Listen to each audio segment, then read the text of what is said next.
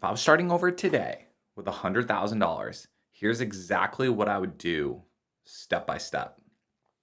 To set this up with a little bit of reasoning behind this, you have to understand my wife Sharon and I have been invested in Bitcoin since 2015. We've been invested in real estate since 2019 and been invested in the Bitcoin ETFs since the first month they came out, mostly in our retirement accounts, and then recently have gotten into Bitcoin income funds, which are covered call funds related to the Bitcoin ETF.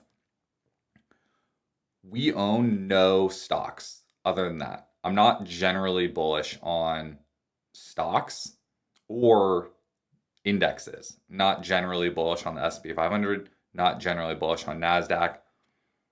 I'm a very big picture, broad scoped person when it comes to investing. And so the two asset classes that I like the best are Bitcoin and real estate. Bitcoin and real estate. I searched this on ChatGPT and it takes a little bit of massaging, but the main way that the majority of people have become a millionaire, like I'm talking pure net count in the United States, is through owning a primary residence. Like pure net count, people that hit of all the people that have hit $1 million net worth, what is the pure count of the broadest, most popular way that the majority of people in that bucket that ever hit $1 million or plus did it? It was with the forced savings accounts of a primary mortgage and with the 30-year fixed rate leverage. And so that's to keep in mind that that's the tried and true way to become a millionaire in the United States. And then secondly, the new way to do it, in my opinion, is Bitcoin. Because it's the same fundamentals as real estate, but in an easier package that you can buy $1 at a time of, and you don't have to go climb over the down payment part. Okay. So from where we sit now, I think of our personal finances like four legs of a table. Okay. And the four legs of the table are our jobs and our ability to create income. So my wife and I both work. We have the ability to create income. Second, Bitcoin savings. So we don't save in the United States dollar. The United States dollar, the people in charge of it, will tell you straight up, this is not just random people on the internet saying this. Like the people in charge of the United States dollar are like, we're trying to devalue it 2% a year. We're trying to devalue your savings account by 2% a year when you keep it in United States dollars. So that's a guaranteed loss. And this isn't from people on the internet. This is from the people in charge of the United States dollar. We're trying to devalue your savings account by 2% a year. Okay? Well, not going to use the savings account then. So we use Bitcoin as our savings account. Number 3, real estate.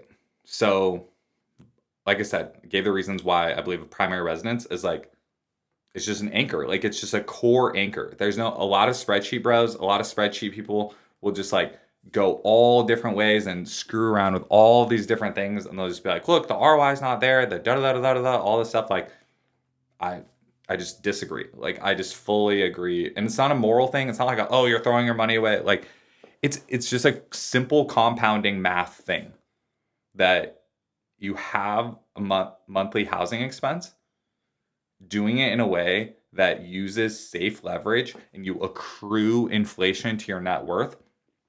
The earlier that you start that compounding, the better. And then the fourth leg of the table, passive income through Bitcoin ETF income funds.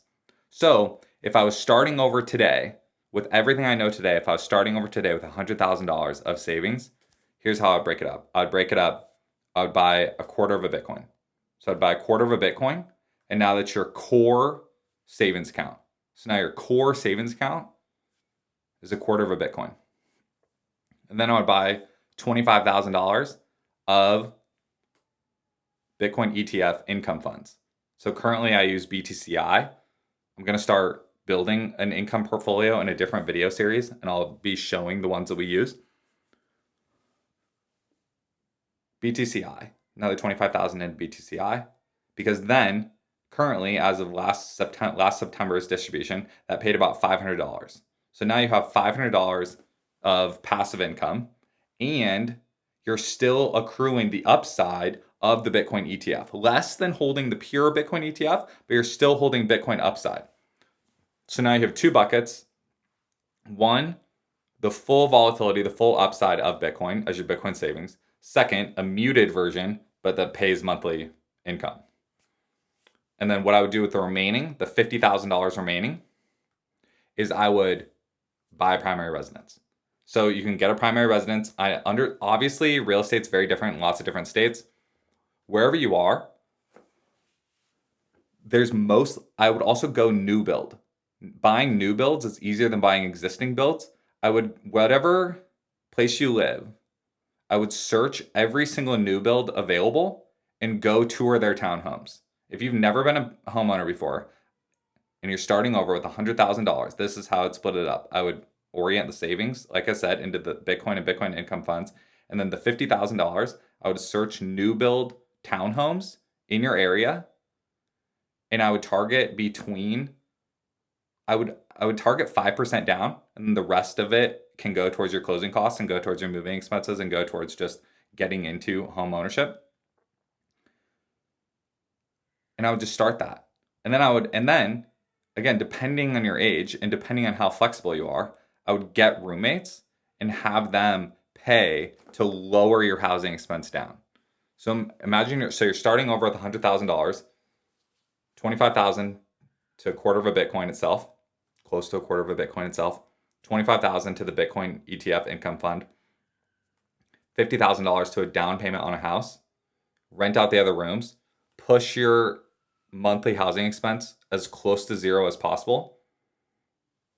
And now the $500 from the Bitcoin income fund and moving your housing expense down to zero, then monthly, you're just throwing into Bitcoin savings, throwing into Bitcoin savings, throwing into Bitcoin savings.